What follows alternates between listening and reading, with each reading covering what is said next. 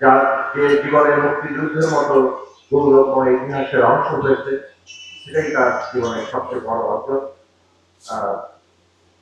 এবং মুক্তিযোদ্ধাদের এই জনপদের মানুষ নানাভাবেই আরো বহুকাল ধরে স্মরণে রাখে। তবে মুক্তির সংগ্রাম কিন্তু স্থির নয়। মুক্তির সংগ্রাম 1971 সালে আমাদের আবদ্ধ হয়ে থাকে। মুক্তির সংগ্রাম চলমান ছিল, তারা মুক্তিযুদ্ধের মধ্য দিয়ে যে স্বপ্ন, যে প্রতিশ্রুতি তৈরি হয়েছিল, যে এই দেশের মানুষের জন্য সাম্য, মানবিক মর্যাদার, সামাজিক সুবিধার প্রতিষ্ঠা হবে, সেটা মুক্তিযুদ্ধের পরে বাংলাদেশে তৈরি হয়। এমনকি গত 54 বছর ধরে নানা ওঠা নামার মধ্য দিয়ে আমরা সেই জায়গায় পৌঁছাতে তো পারিনি, উল্টো বহু ক্ষেত্রে আমরা বিপরীত দেখে এমনই বিপরীত যে দেশে একটা ফ্যাসিস্ট ব্যবস্থা চেপে বসেছে। শেখ হাসিনা ফ্যাসিস্ট হয়ে উঠেছে, ক্ষমতা আঁকড়ে ধরার জন্য এই দেশের মানুষের হত্যা করে, আমাদের সন্তানদের হত্যা, শিশুদের হত্যা করে, নৃশংসতার চরমে পৌঁছেছে। সেগুলো আমরা সবই জানি। তার রাজনৈতিক পরিণতিও তিনি বরণ করেছেন। আমরা বহুবার বলেছিলাম এই পরিণতি আসন্ন, ক্ষমতা মধ্যস্থ হলে এইরকমই অবস্থা হয়, যে নিজের পরিণতির কথা খেয়াল রাখে না। শেখ হাসিনা সেই হুঁশ হারিয়েছে। ইতিহাসে এইভাবে হুঁশ হারাতে আমরা অনেককে দেখি।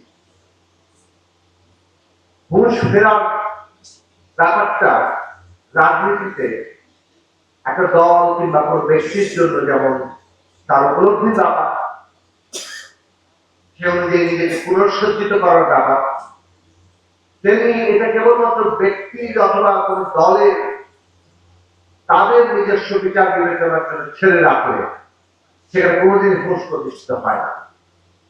সে কারণে এমন এক রাজনৈতিক ব্যবস্থা তৈরি করতে হয় যেখানে হুঁশ তৈরি করার ব্যবস্থা থাকে, চেকস এন্ড ব্যালেন্স থাকে। যে বেহুশ হয়ে যেতে চায় তাকে আটকে রাখা যায়। ফ্যাসিবাদ বিরোধী রাজনৈতিক সংগ্রামের সবচেয়ে গৌরবোজ্জ্বল দিক ছিল যে তারা কেবলমাত্র ফ্যাসিস্ট শাসনের পতনের জন্য লড়াই করেন, ভবিষ্যৎ রাষ্ট্র ব্যবস্থা, রাজনৈতিক ব্যবস্থা কি হবে তার জন্য একটা রূপরেখা তারা তৈরি করেছে। এবং সেটা মৌলিকভাবে আমাদের দেশের ক্ষমতা কাঠামোর যে স্বৈরাচারী চরিত্র তাকে বদল করার একটা লক্ষ্য হিসেবে, তাকে বদল করার একটা কর্মসূচি নিয়ে আমাদের দেশের মানুষের সামনে হাজির হয়েছে। এটাই এইবারের ফ্যাসিবাদ বিরোধী সংগ্রামের সবচেয়ে শক্তিশালী দিক ছিল।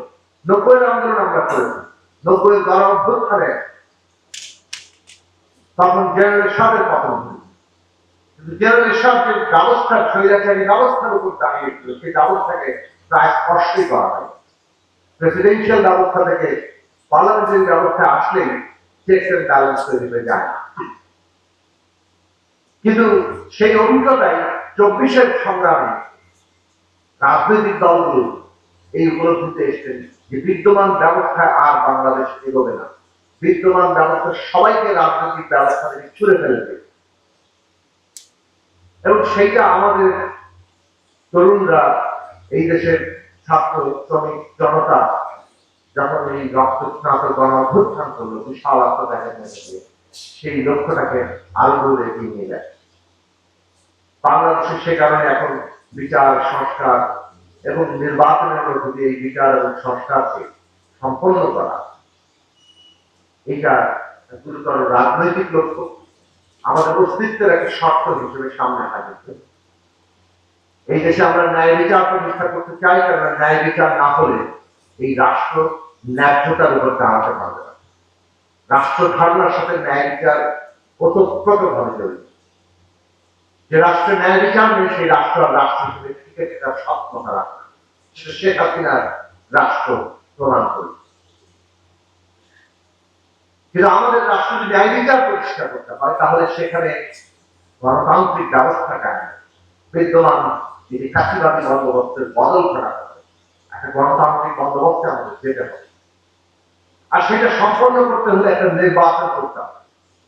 এই সম্পর্কের কথাগুলো রাজনৈতিক লক্ষ্য হিসেবে আমরা শুরু থেকে বলে আসি। এখন পর্যন্ত যে রোড ম্যাপ, জুলাইয়ের মধ্যে জাতীয় সনদ এবং আগামী ফেব্রুয়ারির মধ্যে নির্বাচন, তাতে আমরা ঠিকঠাক পথে আছি বলে মনে হয়। কিন্তু নানান ঘটনা সবার মনে আশঙ্কা জাগছে যে আমরা কি ঠিকঠাক পথে বাংলাদেশকে নিয়ে যাচ্ছি নাকি নানা ধরনের ষড়যন্ত্রের ফাঁকে বাংলাদেশ নতুন করে প্রবেশ করছে। পরিষ্কার করে আমাদের একটা অবস্থান নেওয়া দরকার। আমাদের সংস্কারের জন্য ন্যূনতম ঐক্য তৈরি করা দরকার। যেসব বিষয়ে ঐক্য হবে সেটাই হবে জাতীয় সনদ, যেসব বিষয়ে ঐক্য হবে না সেগুলি জনগণ মীমাংসা করবে নির্বাচনের মধ্যে। এবং আগামী নির্বাচনের মধ্যে দিয়ে যা কিছু ঐক্যমত্য জাতীয় সনদ সেটা যেমন বাস্তবায়িত হবে, তেমনি নির্বাচনের জনগণ কারণ ম্যানিফেস্টোকে যদি সমর্থন দিয়ে বিজয়ী করে তারা সেটাও বাস্তবায়ন করতে পারবে। আমরা নতুন একটা ব্যবস্থার মধ্যে প্রবেশ করছি এবং সেই নির্বাচন আমাদের একটা সুষ্ঠু অবাধ নির্বাচন হিসেবে আমাদের আয়োজন করছি। এইটা এখন বাংলাদেশের জাতীয় স্বার্থ, বাংলাদেশের অস্তিত্বের স্বার্থ হিসেবে পরিণত হয়েছে। যারাই এটাকে কোনো না কোনো ভাবে এই পুরো প্রক্রিয়াকে বাধাগ্রস্ত করতে চাইবে তারা বাংলাদেশের জাতীয় স্বার্থ, বাংলাদেশের অস্তিত্বের বিরুদ্ধে দাঁড়াবে এবং তাদের বিরুদ্ধে আমাদেরকে প্রতিরোধ করে তোলা আমাদের কর্তব্য হবে। সুতরাং বাংলাদেশের জনগণকে এই জায়গায় সতর্ক থাকতে হবে যে রাজনৈতিক উত্তরণের প্রক্রিয়া আমরা সেই রাজনৈতিক উত্তরণের প্রক্রিয়াকে সম্পন্ন করতে হবে। সকলকে এটা মনে রাখা দরকার যে আমরা সকলে যেখানে ঐক্যমত্য হবো সেটাই জাতীয় সনদ হবে। সব দল নিশ্চয়ই একমত হয়ে যাবে না। কিন্তু একটা বিষয় খুব পরিষ্কার, বাংলাদেশের জনগণের আকাঙ্ক্ষা ফ্যাসিবাদী বন্দোবস্তের বদলে গণতান্ত্রিক বন্দোবস্তের জন্য যা যা আবশ্যকীয়, যা অবশ্য প্রয়োজন, সেইটুকু ন্যূনতম ঐক্যমত্যে আমাদের পৌঁছানো দরকার। এইটা জনগণের আশা। জনগণের আশা পূরণ না করলে জনগণই তার অবস্থান নেবে, সেটাও আমাদের সকলে মনে রাখতে হবে।